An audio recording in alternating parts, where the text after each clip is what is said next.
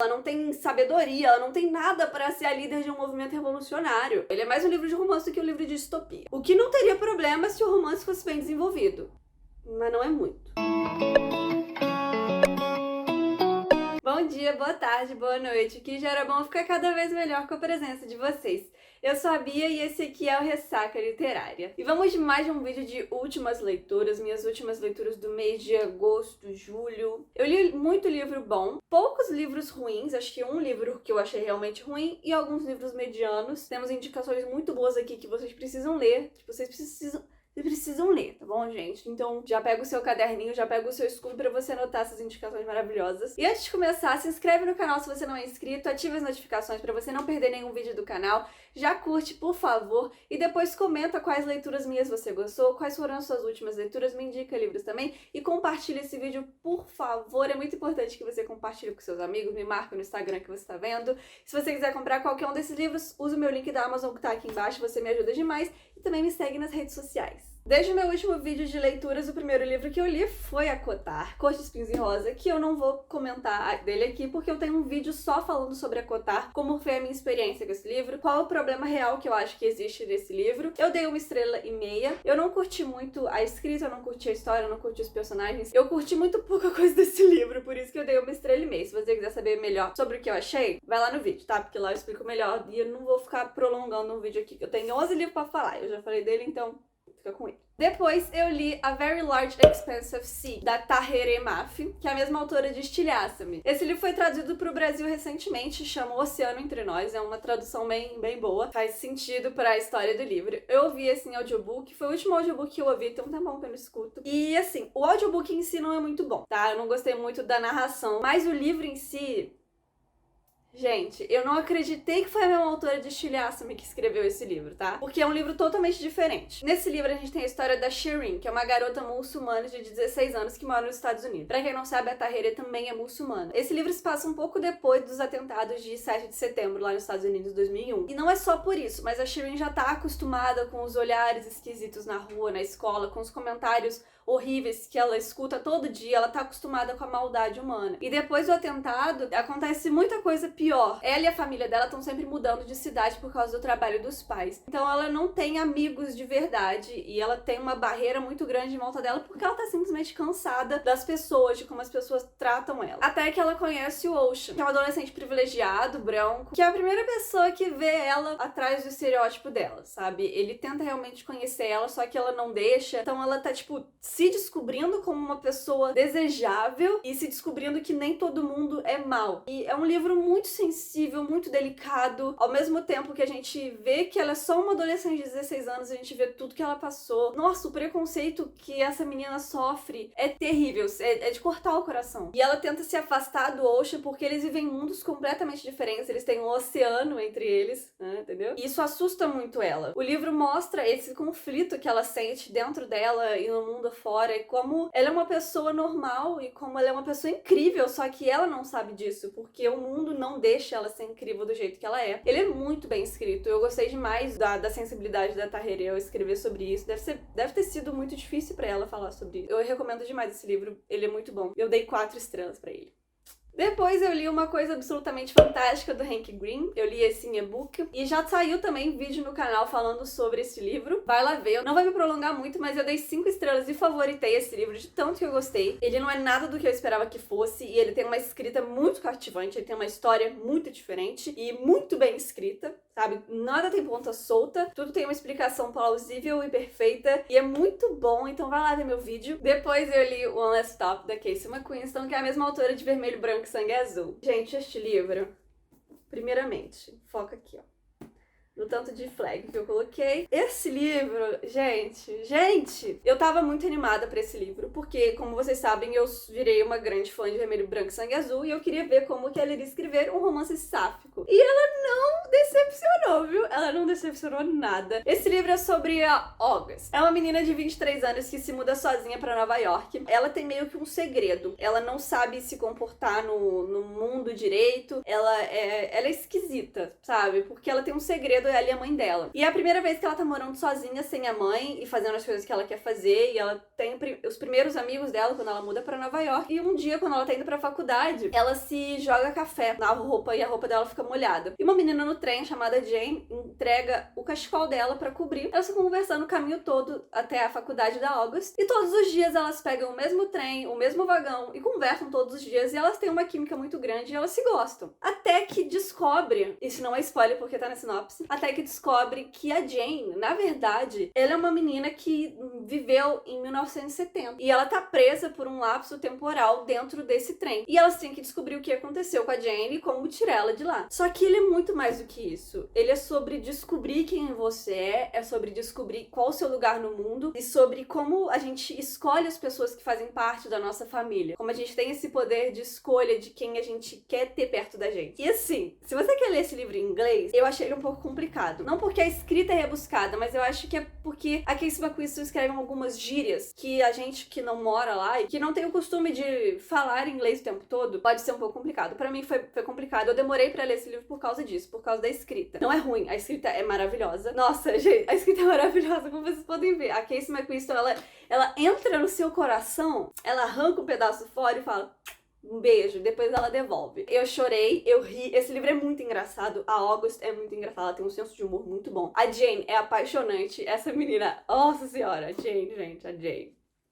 Eu ainda não sei se eu gostei mais ou menos do que Vermelho, Branco e Sangue Azul, mas eu só vou decidir isso quando eu ler ele em português, quando eu lançar aqui no Brasil, porque eu sei que eu perdi várias coisas aqui. Mas eu amei esse livro, ele foi 5 estrelas favoritado. Gente, ele é muito lindo. Ai, gente, esse livro é um romance tão gostoso. E ao mesmo tempo que ele é clichê, ele não é clichê. Eu tenho certeza que se você gostou de Vermelho, Branco e Sangue Azul, você vai gostar desse livro. Logo depois eu li Biblioteca da Meia-Noite, do Matt Haig. Esse é o livro que veio com a tag em julho. E ele vai ser lançado pela Galera Record esse mês que vem, e ele ganhou o prêmio de ficção do Goodreads ano passado. A premissa desse livro eu gosto demais. Ele é sobre uma mulher chamada Nora, e ela tá muito miserável na vida dela. Ela não gosta da vida dela, e chega um momento que ela quer se suicidar. Aviso que tem gatilho de suicídio, mas não é muito forte, sabe? Eu não sei explicar como é. É um gatilho, porque você tá lendo de uma pessoa que tá pensando em acabar com a vida dela, só que não é nada muito pesado. Então, ela toma uns remédios lá e ela morre. Só que ela mais ou menos morre, porque meio que a alma dela vai pra Biblioteca da Meia-Noite, que é um lugar que as pessoas vão quando elas estão entre a vida e a morte. Nessa biblioteca, ela tem vários livros. E esses livros são as suas vidas paralelas, são as suas possíveis vidas que você poderia ter vivido. Então esse livro tem essa premissa de mundos paralelos, o que eu gosto demais. A gente lê o livro vendo a Nora escolhendo vários livros, várias vidas que ela poderia ter vivido e percebendo o que tá de errado nelas, o que tá de certo nelas, o que ela fez de errado e certo na vida dela atual. Quando você se decepciona naquela vida que você tá vivendo dentro do livro, você volta pra biblioteca, porque não era aquilo, você se decepcionou com aquela vida, ela não tá melhor do que a sua original. E depois ela pode escolher, e se ela não se decepcionar, ela pode ficar nessa vida pra sempre, ou ela pode voltar pra vida original dela, ou ela pode morrer. Muita gente acha que é um livro muito reflexivo, sabe? Que no final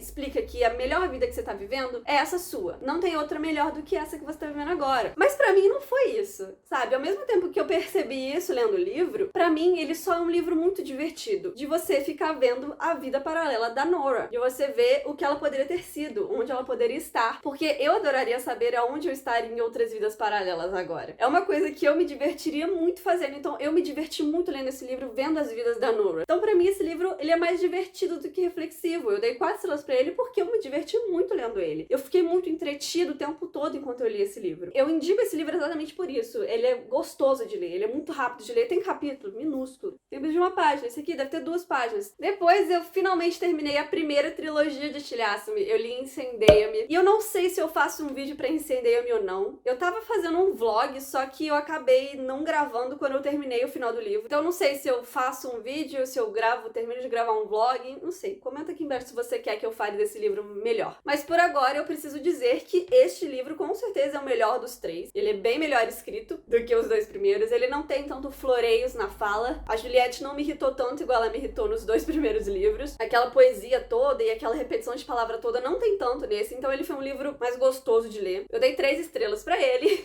Por mais que ele tenha sido melhor, eu ainda não gostei da história. Eu achei tudo... é o problema desse livro. O mundo continua sendo mal explicado, os personagens continuam não me agradando, tem 2 personagens que eu gosto apenas, e ela descaracterizou muito um dos personagens pra fazer o que ela queria fazer, que é trocar o negócio lá, que eu não posso falar que é spoiler, mas pra quem leu sabe o que eu tô falando. Ela descaracterizou muito esse personagem, ela fez isso de um jeito muito feio, que era só pra fazer essa vontade dela. Sendo que ela podia ter feito isso de uma forma muito melhor. Isso me irritou profundamente, porque o personagem que eu li nesse livro não era o personagem dos 2 primeiros. Não que eu gostasse muito dele, eu nem gostava tanto, mas não era ele. Não era isso. Me irritou de uma forma suprema. E a revolução que teve, a Juliette ser o pivô da revolução e ela ser a líder de tudo, não faz sentido nenhum, cara. A Juliette não tem treino, ela não tem sabedoria, ela não tem nada pra ser a líder de um movimento revolucionário. Ele é mais um livro de romance do que um livro de distopia. O que não teria problema se o romance fosse bem desenvolvido. Mas não é muito. É isso que eu achei desse livro. Depois eu finalmente terminei Contos da Academia dos Caçadores de Sombras, da Cassandra Clare, dessa galerinha toda aqui que ela compra pra escrever os livros dela. É um livro de contos da Cassandra Clare, é um livro extra que se passa depois de Instrumentos Mortais. Então você tem que ter lido todos os 6 Instrumentos Mortais pra ler isso aqui. De preferência, ler Peças Infernais também, porque tem uns easter eggs muito divertidos aqui. E também tem uns easter eggs muito bons de Artifícios das Trevas. Eu acho que os livros de contos são legais quando você já leu todos, porque sempre tem uma pontinha que você não percebeu antes, então, enfim. Esse aqui eu não tenho muito o que falar dele, porque eu comecei a ler ele em junho, sabe? Eu fui lendo aos pouquinhos, já que são contos, mas eu terminei mês passado. Eu gostei demais. Eu não achei que eu ia gostar tanto, tá? Não que eu ache que os livros de contos da Cassandra são ruins. No caso, eu só li Fantasmas. Eu não li o do Magnus ainda. Mas eu gostei muito. Tô pensando aqui, eu não posso falar que personagem é esse, porque é um spoiler pra quem não leu Instrumentos Mortais. O personagem aqui, ele aqui, é tudo pra mim, tá? Ele tá incrível nesse livro. O desenvolvimento que ele tem aqui é maravilhoso. E certas cenas cortam o coração por causa do final de Instrumentos Mortais. Nossa, muito difícil falar desse livro sem spoiler, cacete. Eu dei 4 estrelas pra esse livro. Tem uns contos que, assim, não fede nem cheira. Não são ruins, mas você fica assim, ai, acaba logo, pelo amor de Deus. Mas tem outros que são divertidíssimos, principalmente quando aparece personagens de Peças Infernais e de As Últimas Horas. Tem o conto que tem alguns personagens do Artifícios das Trevas. Ai, gente, doeu tanto do meu coração. Doeu tanto do meu coração, porque aparece esse personagem. E o final? Você acha que ia ser um livro de contos legalzinho? Não. Não espere um final normal, pois Cassandra Clare não brinca no trabalho, tá? Se você é fã de Cassandra Clare, você precisa ler os livros de contos dela. É basicamente isso. Esse aqui é muito bom. E tem um casal aqui. Meu Deus. Depois eu li Como Sobreviver à Realeza, da Rachel Hawkins, que é um livrinho bem curtinho, que é sobre a Daisy, uma menina americana normal de 16 anos, só que não é tão normal, porque a irmã dela, a Ellie, ela é namorada e agora noiva de um príncipe da Escócia. É, muito bom. E ela tem que ir pra Escócia porque aconteceu umas tretas, ela tem que limpar a imagem dela, porque agora a Daisy tá mal vista e a Ellie também, enfim. Então ela vai pra Escócia e lá ela conhece vários dos duques e príncipes e galera rica lá da Escócia, que eu não sei os nomes. A coroa quer que ela seja uma dama, só que ela não é uma dama. A Daisy, ela é totalmente... Cara, eu não queria falar, tipo, ai, ela não é como todas as outras garotas, porque não é nem isso. Ela tem um senso de humor muito engraçado. Eu rachava de rir com a Daisy, porque ela puxou esse senso de humor do pai dela. O que eu mais gostei desse livro foi o senso de humor dos dois. É um livro que eu achei que eu fosse gostar mais. Eu dei 4 estrelas porque ele me deu um quentinho no coração. Ele é extremamente clichê, esse livro. Se você não gosta de clichê, não leia esse livro. Se você gosta de clichê, leia esse livro. Eu gostei muito, ele é legal de ler. Não tem nada assim, uou, meu Deus, mas é um livro legal de se ler, sabe? Eu gostei de ter lido ele. Não tem muito mais o que falar além disso. Eu só gostei. Eu gostei muito de ler. Principalmente porque eu gosto muito de coisas de príncipes e reis e rainhas. Então qualquer livro que tiver isso eu vou gostar. Mesmo que seja ruim, eu vou gostar. Não que seja ruim, não é? Mas eu vou gostar porque eu gosto de imaginar como seria estar num palácio e estar namorando um príncipe e umas coisas assim, sabe? O final podia ter sido um pouco melhor, eu admito. Mas mesmo assim, pra este livro o final foi perfeito. Não tinha como ser outra coisa. Depois eu li outro queridinho, que é Amores Verdadeiros, da Taylor Jenkins Reid. Eu falei sobre esse livro na tag 5 estrelas. Este livro aqui, eu não sei nem explicar o tanto que eu senti com esse livro. Ele me arrebatou, porque falam que a fase pré-Evelyn Hugo da Taylor Jenkins Reid não é tão boa, mas é muito boa sim, tá? É a história da Emma e do Jesse. Eles são namorados desde o ensino médio. Eles se casam, ficaram tipo 9 anos juntos, até que o Jesse vai numa viagem, o helicóptero dele cai e ele é dado como morto. E ela fica lá devastada, porque porque ele era o amor da vida dela. Ela volta pra cidade natal dela, fica morando com os pais de novo, e depois de 3 anos ela tá noiva de novo de um outro cara chamado Sam. Eles são super felizes, ele entende o luto dela quando eles começaram a namorar, enfim, até que o marido dela, o Jesse, liga pra ela, depois de 3 anos, e descobre que ele tá vivo. Então ela fica nesse embate entre o Sam e o Jesse, mas que na verdade não é um embate entre qual é o maior amor dela, qual é o amor da vida dela, qual é o amor verdadeiro, porque podem ter mais de um amor verdadeiro. É mais um embate de quem combina com quem ela é agora. Ela gosta mais de quem ela era com o Jesse ou de quem ela é agora com o Sam. E esse livro te faz pensar muito nisso, de como uma pessoa pode ser a pessoa perfeita pra você, mas não nesse momento. É aquele típico pessoa certa na hora errada. Em como você pode ter vários amores verdadeiros ao longo da vida, e isso não diminui a profundidade de nenhum dos amores. Isso significa que você é privilegiado bastante pra conseguir amar verdadeiramente várias pessoas. E como não é a questão da pessoa, é a questão de você, de quem você quer ser, de quem você é, de quem é compatível. Gente, esse livro, pelo amor de Deus, eu ficava agoniada, porque claro que você tem o seu preferido. E eu ficava agoniada, assim, meu Deus,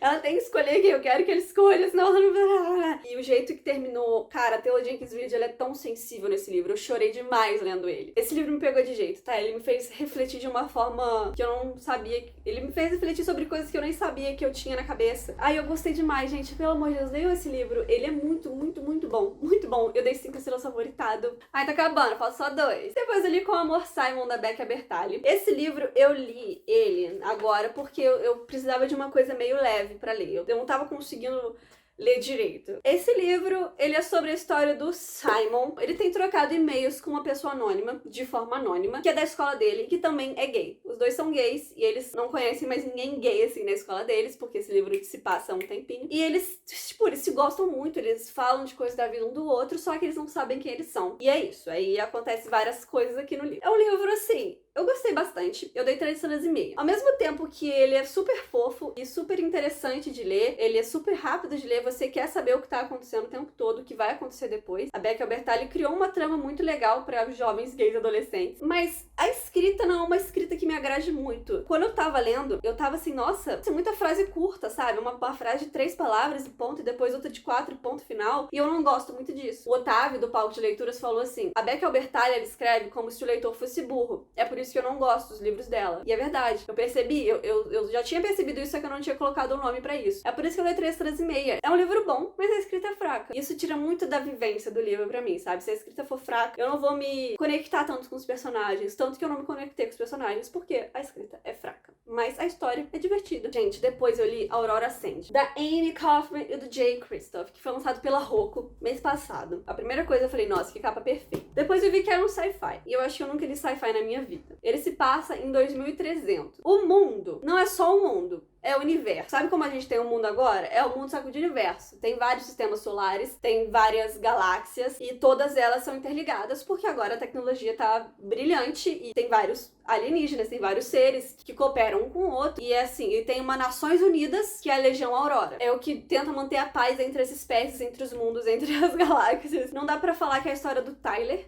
que é o primeiro ponto de vista. Ele é um cadete da Legião Aurora, que ele vai se tornar um alfa de uma das legiões que vai ter lá, que ele vai escolher, enfim. Hoje era o dia do alistamento, só que ele chega atrasado, porque ele tá salvando essa menina aqui, que chama Aurora. Ela tava dentro de uma cápsula que veio da Terra há 200 anos atrás. E por algum motivo chegou uma notificação lá no negocinho dele, digamos que era celular dele, que ela precisava de ajuda. Só que ela tava dentro de um negócio lá que deixou ela meio que congelada, que já era pra deixar assim mesmo, só que essa nave, ela tinha dado como desaparecida há 200 anos atrás, e ninguém chegou no onde que eles tinham que chegar, que era um planeta chamado Octavia. Como ele chegou atrasado, ele se junta com várias pessoas que ele não queria, tirando a irmã dele e a amiga dele. Tem outras 3 pessoas que ele não juntaria na equipe dele, mas que agora eles são juntos. Então é aquela família encontrada que acontece no livro. São pessoas que não se conheciam, que não tem nada a ver uma com a outra, mas que acabam sendo grandes amigos e se tornam uma família. Isso é muito lindo de ver, essa construção da família deles. É muito bonita, é muito sutil. Demora o livro todo, isso eu gostei muito, porque eles não têm nada a ver um com o outro. Os autores escreveram muito bem esse encontro de almas que eles têm. Mas o que eu mais gostei nesse livro, na parte da escrita, foi como ele explica esse universo. Porque é um universo muito grande. Por exemplo, o que eu falei que era celular chama Unividro, que é tipo um tablet. Mas que na hora ele fala Unividro, ele não explica o que é Unividro. Todas essas outras coisas ele não explica na hora. Mas é que são coisas que ou ele vai explicar depois, num contexto melhor, ou não precisa de explicação. Quando você começa a ler essa coisa várias vezes, você consegue pegar o que ela significa nesse mundo. É diferente do que a Becca Bertalli faz. Os autores acham que os leitores são inteligentes o suficiente pra entender do que ele tá falando sem precisar explicar minuciosamente. E não é de um jeito que fica confuso, não é de um jeito que você fica, não sei o que tá acontecendo. É do jeito que você fica, tipo...